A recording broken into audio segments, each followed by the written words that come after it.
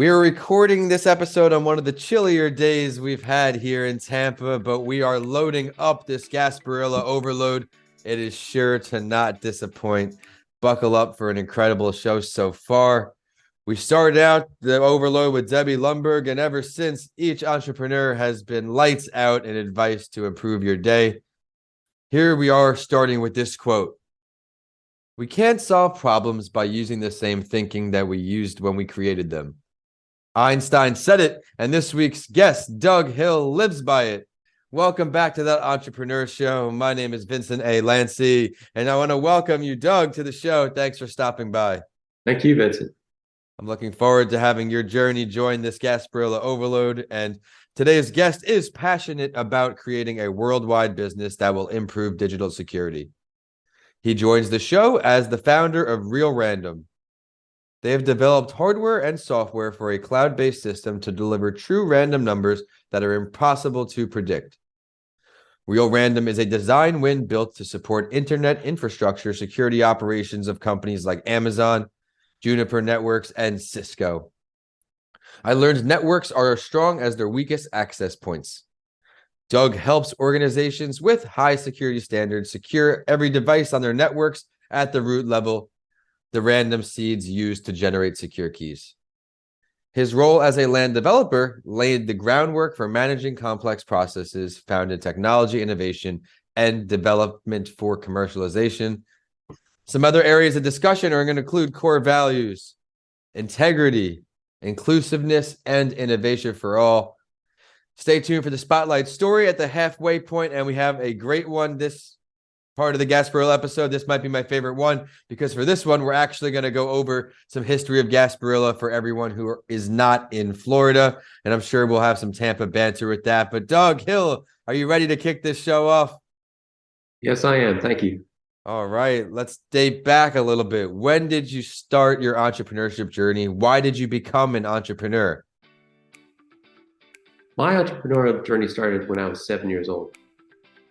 And I was in the backseat of a car with my parents. And my dad was in real estate. And he stopped at a stop sign and he pointed out a building. And he looked at my mother and he said, "I bought that building today." Which is typical for my dad not to communicate with my mom.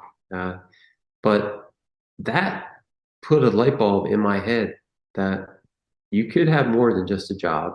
You could own things where you didn't live, and you could do it to generate multiple sources of income. This segment is sponsored by Bedrock Business Builders, a small business startup specialist.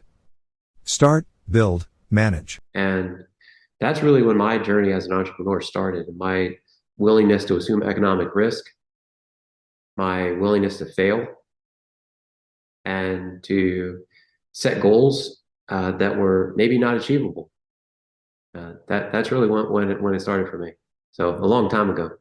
Goals so big they scare you. I encourage all entrepreneurs to chase those big goals. And so you started at 7, you got that mindset young. What was your first business that you created? My first business was a contracting business, something that I knew how to do from working on buildings that my father owned. And it was relatively low barrier to entry. I started with literally a $600 van and a line of credit at a contractor supply center. And I grew that business through my college years to systematized business that I was able to employ 15 people as a senior in college. I was making a nice income. That's impressive, yeah. And was able to leave college with almost zero debt.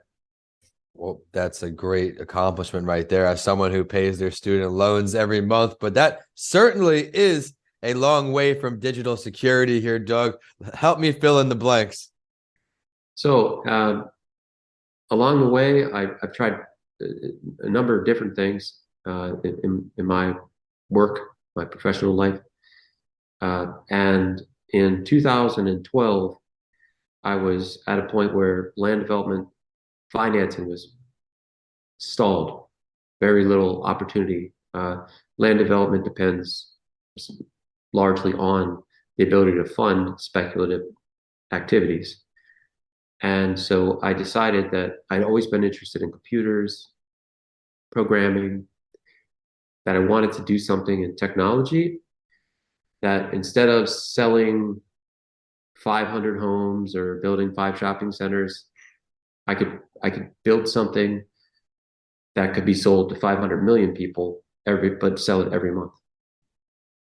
So software as a service, before that was really a prominent term, right? And so I set out, decided what to do. Uh, I said I would do something in technology. I inherited a patent from my father-in-law who was deceased around that time, and the patent was for protections around a slot machine to play the game of table craps. And the novel part was that the machine used physical dice. So whereas the majority of the machines at the time were moving from mechanical devices to plasma screens, touch screens, etc., I built a machine that randomized dice to play the game of table craps, and it was rejected because it's a true random number generator. So that set me on my journey of, wait a minute, a true random number generator. Okay, I understand in the gaming business, you need to be able to control payouts, so that's not going to work. Right. But what about other applications, right? Why did I build this machine? I asked a friend of mine who's a physicist, and he said one word to me: encryption. And I said, I heard that word. I kind of know what it means and does, but I don't know anything about it. So I spent a lot of time educating myself to become a subject matter expert on cryptographic key generation, right? And what I learned is that the majority of digital security is based on pseudo randomness, and that pseudo randomness over time presents patterns that, much like solving a jigsaw puzzle, make it possible. When we solve a typical puzzle, we start out at the corners and we work our way around the edge, and then we work our way into the middle, build the objects and create the image, right? Well, that's the same way a computer hacker works.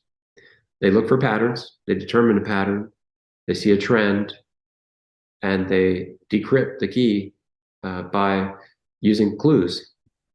Okay, so in our case, we went from randomizing dice in a slot machine to figuring out how to create a process that was much more robust than 2 dice inside of a server rack, so that we could support data centers to produce true random numbers that are completely unpredictable, impossible to guess, and robust beyond anything that exists today, because you can see it as a human. When we roll dice across the table, we know that that's a random event. If we press a dice roller on our phone, we're not really sure, is that random? Why? How did that happen? We don't really know, right? It happens because an algorithm says, do this when this happens, right? Which is predictable. Mhm. So that's how I got here: a slot machine to play the game of table craps. I mean, it's incredible because I know how much work had to have gone in to make that happen. And even though it got rejected, it kind of sets you in the right direction. So everyone out there, if you have a rejection, things don't go your way, just keep pushing, use the skills you learned in that experience, just like Doug here did. And he pushed himself forward. But as entrepreneurs, Doug, we have to push ourselves forward in any way we can, continue to grow. What is one app, tool, book, workshop, something that helped you find success that we can lend forward to our community? Meditation. Let's talk about it. Meditation. It's an opportunity to reset your mind, to help you focus, which as an entrepreneur is really the most important thing. It's easy as an entrepreneur to see bright, shiny objects and react. It's easy to have a friend or a consultant or a professional offer what is seemingly free advice, but maybe derails you from what it is that you're really trying to accomplish.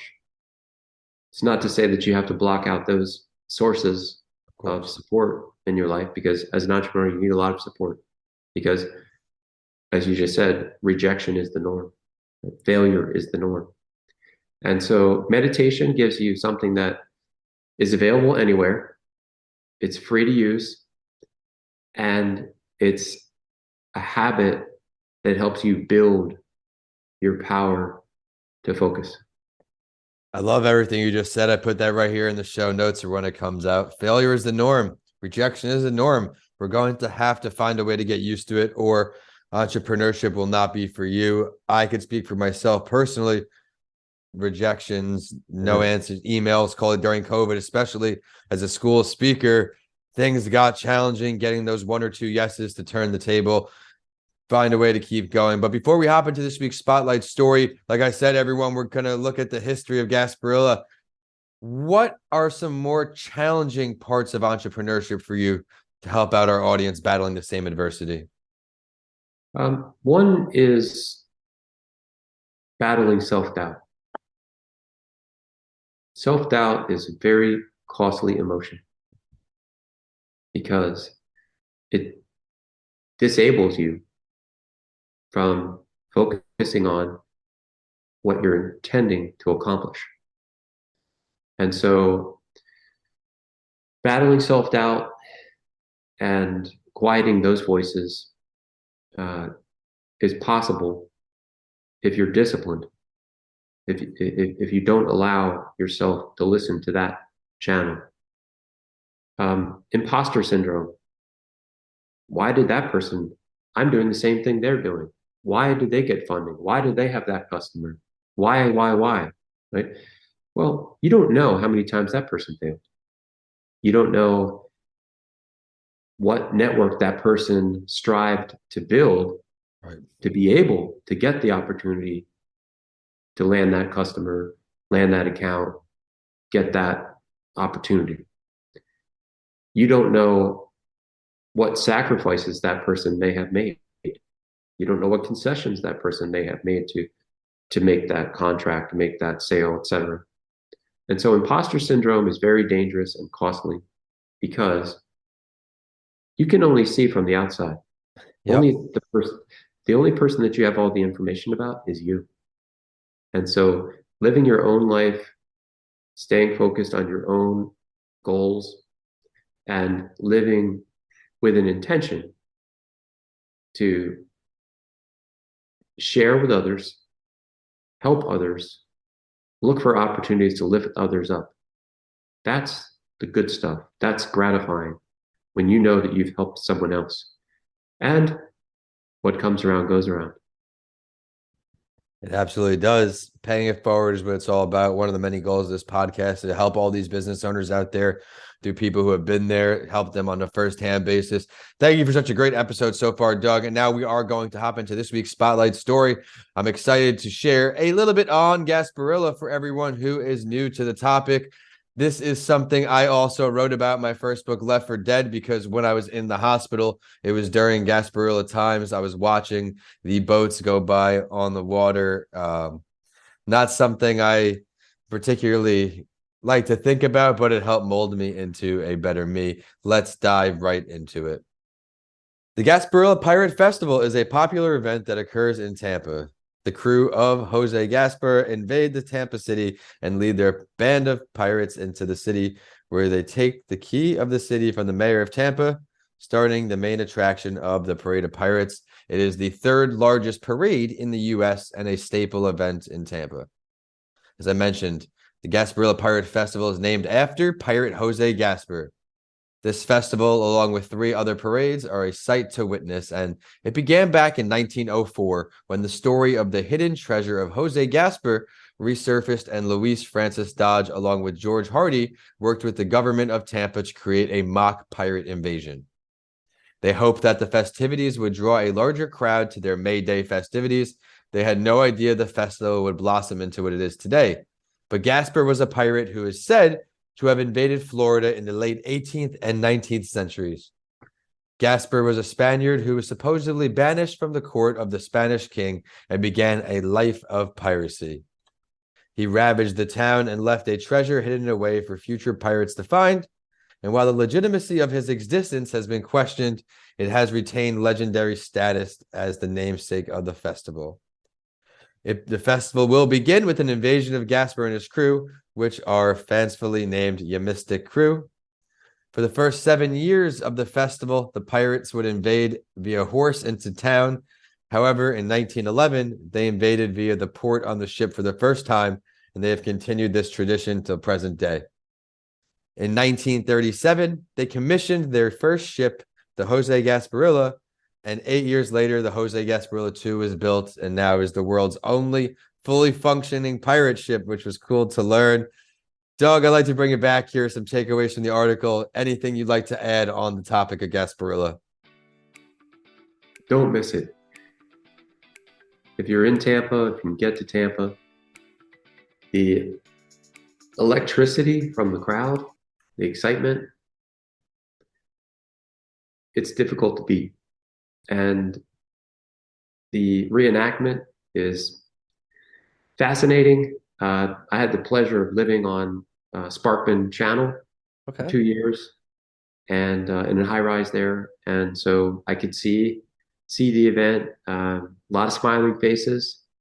I love that it's not political in any way. I love how the crowd really gets into character with the garb and all the accessories, and it's just cool. It's something to see. I love it. I want to delve a little deeper here with you as someone who is a Tampa local. What is one of your favorite Gasparilla memories, or what is one of your favorite things to do, have done on Gasparilla?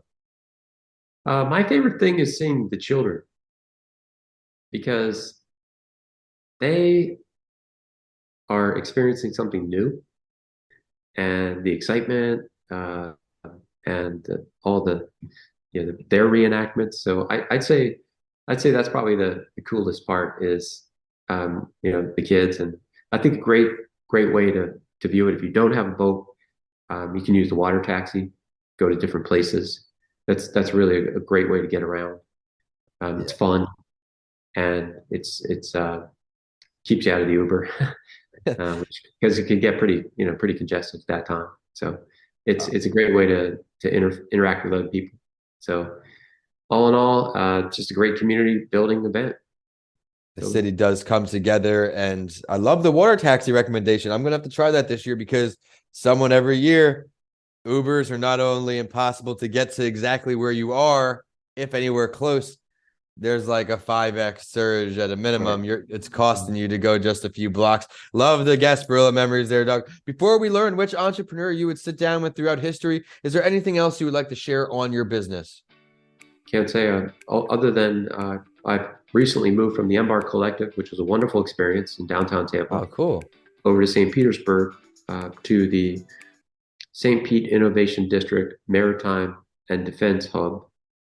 And we're 20 companies from the 21st, and the focus there is mainly on national security.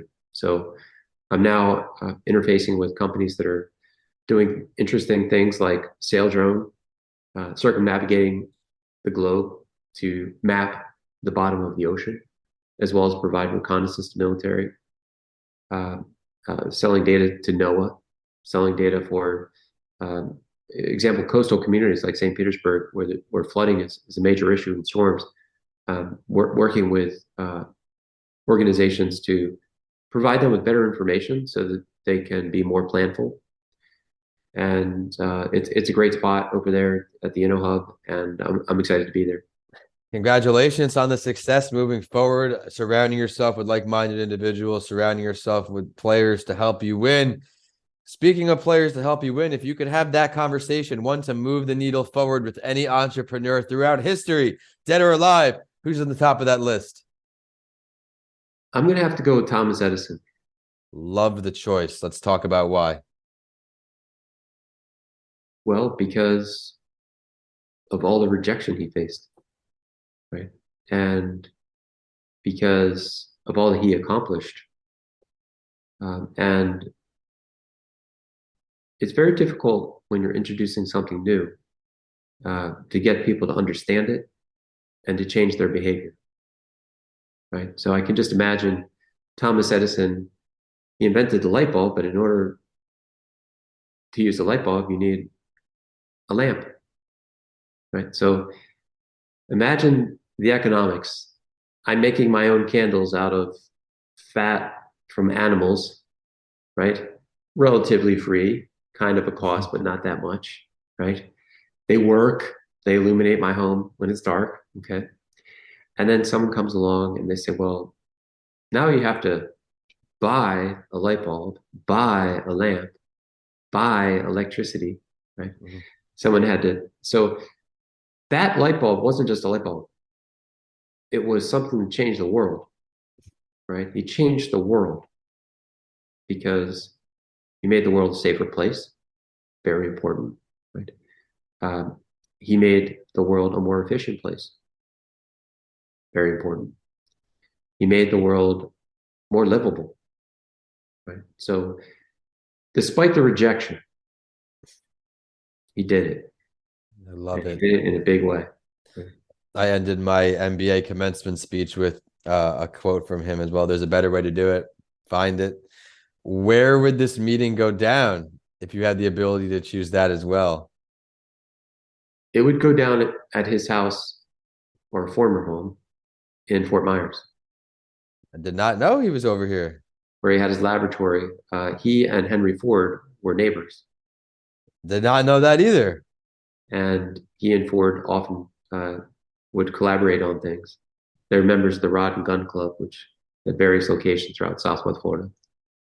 And their homes are now open as museums in downtown Fort Myers. Wow, that is pretty sweet. I did not know that. Thank you for sharing, and thank you for such a great episode, Doug. I'm glad we connected. Everyone out there, cold networking sometimes does the trick. I reached out to Doug on LinkedIn. Thank you again so much for taking the time to join the Gasparilla Overload. Where can people find you online? Request your services, the company, everything. Right, thank you. So its website is realrandom.co, and my LinkedIn is just Doug Hill, Real Random.